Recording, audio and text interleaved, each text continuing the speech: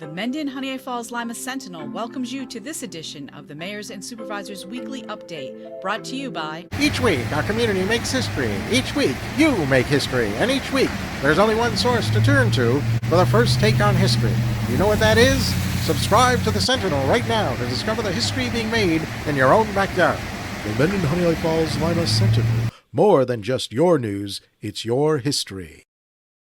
Hey, welcome everyone to this week's edition of the Mayors and Supervisors Update. I'm Chris Carosa, publisher of the Mendon-Honeoye Falls-Lima Sentinel, and each week we bring you the goings-on of the towns and villages that we cover in our paper. This week we're going to start off with Maggie Ridge in the village of Scottsville. Maggie, what's happening in Scottsville? Well, the normal stuff. We have the George Bridge, which apparently is a rite of passage to jump off of that bridge. So the teenagers that are, too old for the stuff in the parks and too young to be adults are congregating there, and there's been as many as 200 kids there. We're going to try to mitigate that in the ways that we can. We're probably not going to be able to stop it, and we don't want to micromanage it. We thought about blocking off parking, but then they're going to park somewhere else. And there was some vandalism at the county building that's back there. So between the county, the village, the town, New York State Parks, and the village, we're kind of each going to do our part just to provide a little bit of a mitigation, with some boulders and some, split rail fencing, that sort of thing. So like I say, we're probably not going to be able to stop it, but last year a kid drowned. So it's kind of important to pay attention to that. The deputies have been pretty responsive about, coming over when there's a call, when somebody gets nervous. And they just go talk to the kids and make sure that they're not doing something stupid. So that's where we're at with that. One of the things that's really consumed my life over the past couple of weeks is applying for the Bring Monroe Back grant. I was late in finding out about it. I've never done a grant proposal in my life. So it has been a very consuming and interesting process. Even if we don't get the grant, I've learned a lot, and I'll be kind of going forward, be able to, to look at other grants, feel a little bit more confident. So even if we don't get it, it was a good exercise for me. We frequently talk about grant writers. Should we hire one? Should we budget for one? What should we do? And we're just at that cusp of being just kind of too small for some of the things that are out there. But going forward, we're probably going to interview a few and just let them present what it is they can do for us. But this one's just been myself. So anyway, that's what's been keeping me up at night. The DPW, we hired a summer help person, and she's a young woman, and we're tickled to death to have her. And she's actually indicated that she would like to join the DPW staff on a full-time basis. So we're kind of excited about that.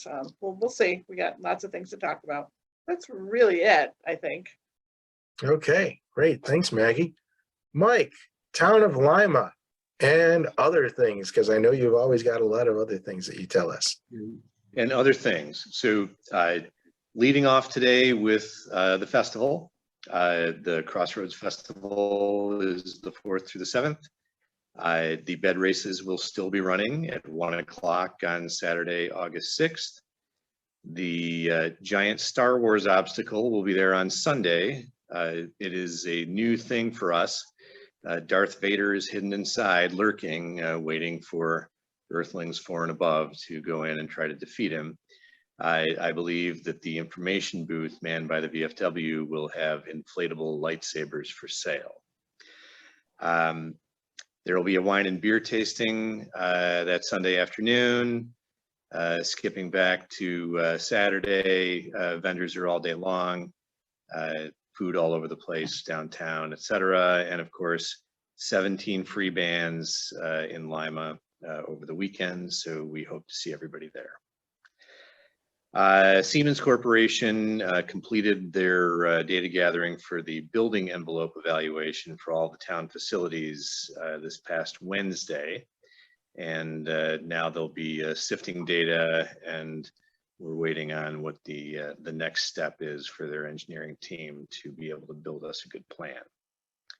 And lastly, the Livingston County Board of Supervisors about 3 months ago voted for a gas tax relief measure where Livingston County would only be charging sales tax on the first $3 of each gallon. Similarly, about the same time, Monroe County voted for relief at $2 per gallon, only charging tax on $2. Ontario, Steuben, Genesee counties did not do anything.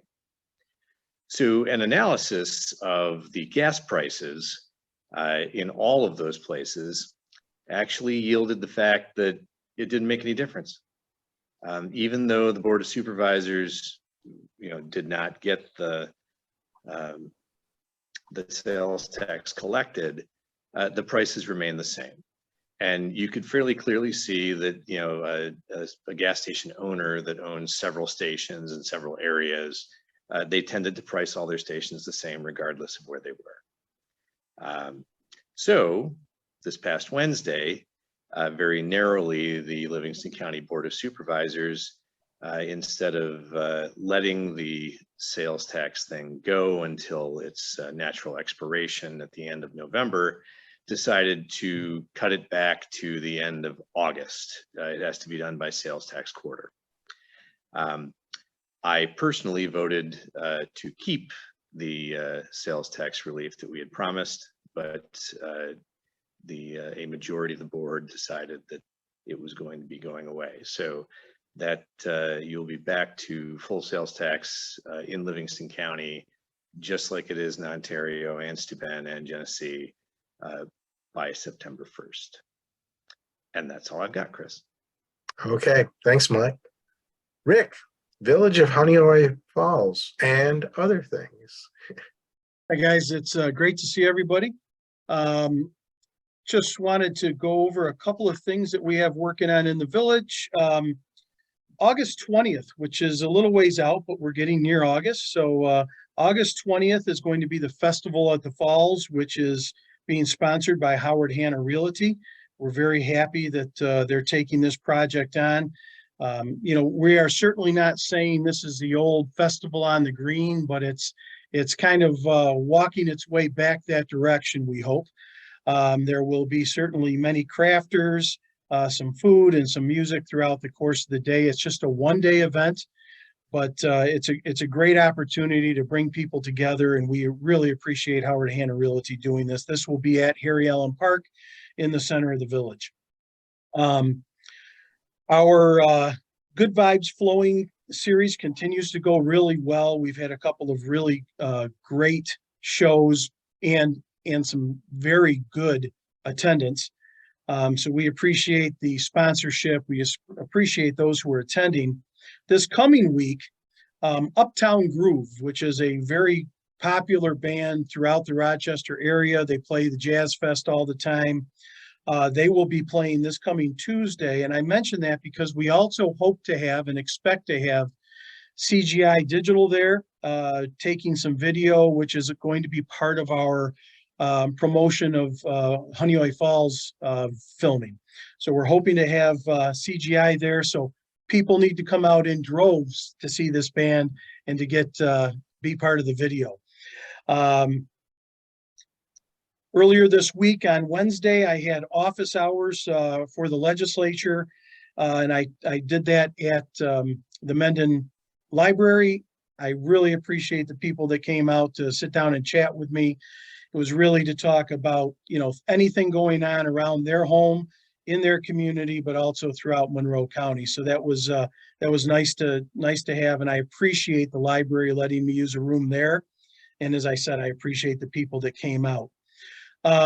Also on Thursday, I attended a training event at the Strong in Rochester, and it was put on by ROCTAC, which is the Rochester Threat Advisory Committee. This was sponsored by the Greater Rochester Chamber. It was actually called Rochester Trends, but it was a great presentation on preparation and again, this is something I talked about a couple of weeks ago, right? But it was talking about preparation for any type of mass casualty incident, but certainly a mass shooting type incident. And I was happy to see the Honeoye Falls-Lima school represented at the training, as well as many others from around the county. It was a fantastic presentation. And actually, our former Monroe County legislator for our area, Carla Boyce, is actually involved with the committee that does this, the Rochester Threat Advisory Committee. She's still active with that, and I sincerely appreciate her involvement. But we are going to work to bring training. I know the HFL school district will certainly be engaging with them, and I'm going to engage some of our businesses to see if we can have some joint training and preparation and just being as prepared as we can for any type of an emergency. So it was fantastic training put on today, and I appreciate all those involved. That's it, Chris. I appreciate your time. All right. Thanks, Rick. Did anybody else have anything else to add to what they I said? just wanted to share that I will be a crafter at the Honeoye Falls Festival, so I'm looking forward to that. Oh, Yep. That's awesome, Maggie. Good. Yep, and Heidi Zorno's been great. Fantastic. excellent. All right. Well, if you're watching this, remember it's like our Facebook page, and every Sunday at 1 o'clock, you'll be informed when this airs. If you don't like Facebook and prefer YouTube, subscribe to our YouTube channel, and at 1 o'clock, you'll be notified when it airs there. That's right. This airs every Sunday at 1 o'clock. That's it for now. Bye-bye. Thank you.